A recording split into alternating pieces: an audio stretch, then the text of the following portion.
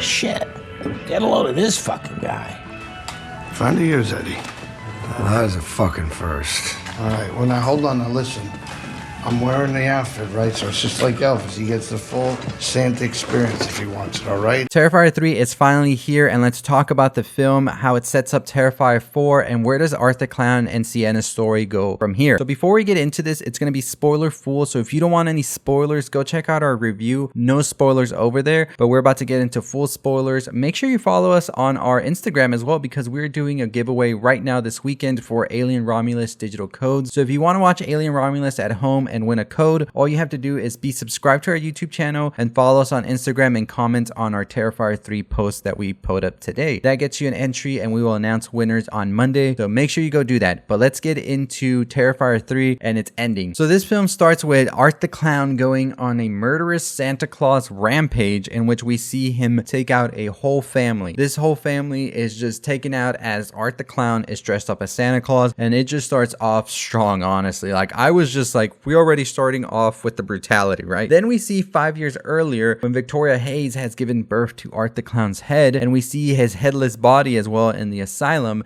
as they murder Chris Jericho and a guard before they go into this abandoned house and go into a hibernation state of sorts. Then the film skips 5 years later, where we see Sienna has been released from a psychiatric hospital, and she's now at her Aunt Jessica's house with her Uncle Greg and her cousin Gabby, who sort of idolizes Sienna in a way and really looks up to her a lot. And you see this sort of like bond that she feels towards Sienna. Now, Gabby has no idea about everything that happened to Sienna beforehand, but we're gonna see that she's gonna find out what exactly happened later on. Sienna is still haunted by a lot of things that happened to her, like she sees her mangled friends in front of her at times, and she's just trying to get it all together. Jonathan has now gone to college, and he is also trying to move on with his life and try to have as much as a normal life as he possibly can, but of course it's still something that is surrounding him because people keep asking him about Art the Clown and about the events that happened, so he's not really able to get away from it. We eventually see that Art and Victoria finally wake up from their slumber. Their hibernation is done, and they go on a killing spree where we see Art murder a department store Santa and impersonate him. And this was one of the craziest scenes in the whole movie. It was honestly so comedic and at the same time so gruesome how Art takes out the Santa Claus in a bar, and I was just like, I don't know what to feel. There were so many things happening here. Eventually we see that Sienna does catch a glimpse of Art while she's at his store, but she's not entirely sure if that's really what she saw or if it's one of her visions she's having, and we see that the family still doesn't believe her. Eventually she does have a panic attack. Once on the TV news they say that there was a massive explosion that murdered a bunch of adults and children, and we saw that earlier. It was Art the Clown who did this because he was impersonating the Santa Claus at the department store,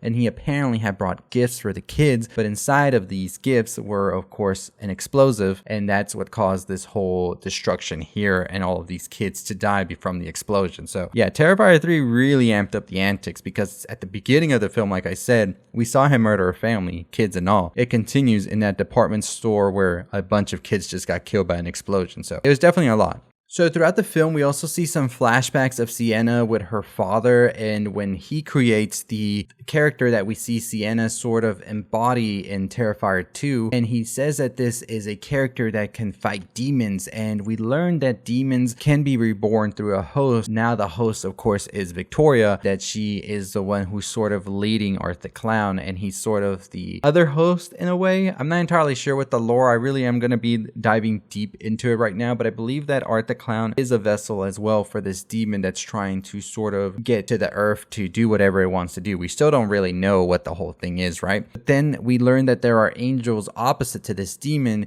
and it's pretty much believed that Sienna is this angel that's supposed to fight these demons, and something that her father may have known about, it seems, as he was a little bit more in tune with all of this. Sienna prior to this had visited Jonathan at college, and this is where she met Cole and Mia, and we know that Cole was basically like not really a friend of Jonathan's, but he kind of like was just around him whenever he could be, but it wasn't really like a friendship. They were just roommates, really. Mia, on the other hand, who is Cole's girlfriend, is obsessed with Jonathan and Sienna's story and Art the Clown. And when Sienna comes to visit Jonathan, she tries to get Sienna on her podcast to talk about the experience. And we see Sienna have a big breakdown, which causes a rift between her and Jonathan. Later on, we see that Cole and Mia are talking about how Art the Clown is this like big slasher for her, this big story that she wants to talk about because she has a true crime podcast in which she talks about these things. And she just wants to know what it's like to be in Art the Clown's presence and to see him coming towards you. Unbeknownst to both of them, Art the Clown is listening in and he's like, oh, so they want to see it. They want to feel it. So later that night when they're taking a shower together, Art the Clown comes through with a chainsaw and completely annihilates both of them. The first one to go is going to be Mia as she stares down at Art the Clown's eyes, just as she was talking about what was that like. Well, now she knows. Then we see Cole get the intense dismemberment as the chainsaw goes in somewhere it shouldn't go, and we see him just ripped in half. And let me tell you, people were wondering, was the bedroom scene going to be topped? Well, this one might just top it, no doubt about that. The shower scene is an infamous one for sure, but what comes later for poor Aunt Jessica was a lot more, I feel, too. But we see Art the Clown then make a snow angel before he sets his eyes on Aunt Jessica's house. Eventually, we see that Victoria and Art end up at Sienna's aunt's home, and they knock her out. When she wakes up, she is tied to a chair, and she finds her Uncle Greg's mangled body now pinned to a wall. And we also see that her aunt is also tied up to a chair right in front of her, and in the middle of them there is a jar that has a head that rats are feasting on, and Art and Victoria basically let Sienna know and Aunt Jessica that that is Gavy's head. They then kill Aunt Jessica by forcing a tube down her throat, and then through this tube they put a bunch of rats inside of her, and they just basically devour and kill her throughout. It is one of the most gruesome scenes, I will tell you right there. We soon learn, however, that Gavy is not dead, and that the head that was in the jar that the rats are actually feasting on is Jonathan's skinned head, which causes Sienna to just freak out even more. We then see that Victoria comes through and says that now that Sienna has seemingly lost everything, that she is now going to be able to possess her. So I believe the demon really wants the vessel of Sienna, as it's seen as a pretty powerful vessel. And I think this was always the whole thing that the demon was after. Maybe this demon wants Sienna. He wants that vessel. This demon wants to possess Sienna, and maybe this vessel is a pretty strong one. Gavy, however, says that Sienna should actually open up her gift before she is dead because she got her that gift. And it turns out that the gift that Gavy says is for Sienna is actually the sword that was used in Terrifier 2 to finally kill Art the Clown for a bit there. We then see Sienna use this sword in order to kill Victoria and also wound Art. But in wounding Victoria, we see that the blood starts to melt the floor, and this causes a hole to open up, which sucks Gavy in with the sword as well. Art manages to escape while Sienna is trying to save Gavy, and we see that Sienna bows to find Gavy as Art the Clown leaves and rides a bus. We don't know where. So that's pretty much the end of Terrifier 3 right there. It really is a cliffhanger of an ending, setting up Terrifier 4 for an explosive finale, I feel, between Sienna and Art the Clown. Like, I really think that's going to be the last of Sienna Shaw in the Terrifier series, because this is just setting up so much for her. There's not much more that Sienna can lose anymore, and I feel like all she can do now is just get retribution, revenge on Art the Clown and Victoria, and save Gavy in order to wrap up her story here. Now, I'm not entirely sure if that really was Jonathan's skinned head, as we know they already had played this trick on her by telling her it was Gavy's skin head, and then it wasn't. So I don't know. Jonathan, I feel like, is a character you would see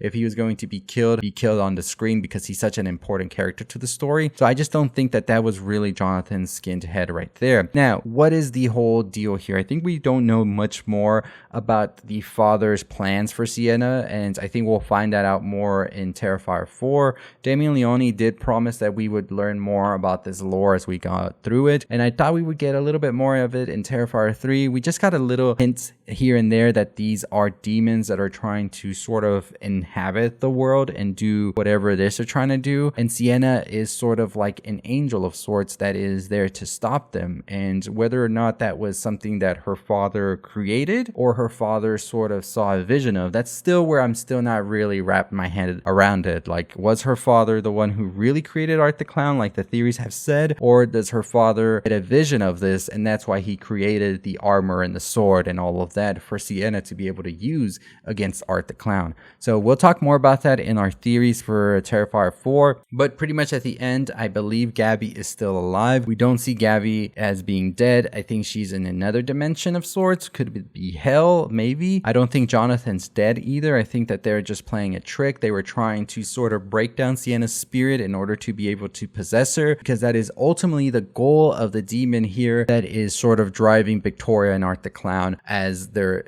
vessels that they're using in order to finally bring down Sienna. I think Sienna is sort of like a protector of this earth, if you will, and the only way that they can really like fully take on the whole world is by taking her out first. So that's why they really are focusing on Sienna, because she is this protector. But overall, like I said, this film really did amp up the antics from the first two. I really was curious. That shower scene made some people in my audience get up and just cover their faces throughout as well. Somebody just like audibly said, "What the f," when it happened, and I was just like, yep, they did it. They managed to top the second one. But I'm very curious about how Sienna can even find a way in order to go and get Gabby. There definitely has to be a lot more magic. There definitely has to be a sort of departure into the fantastical now, because this is definitely getting into like Hellraiser territory with the xenomorphs and things. Because what was that thing that was making the sword too, right? At one point in one of Sienna's visions,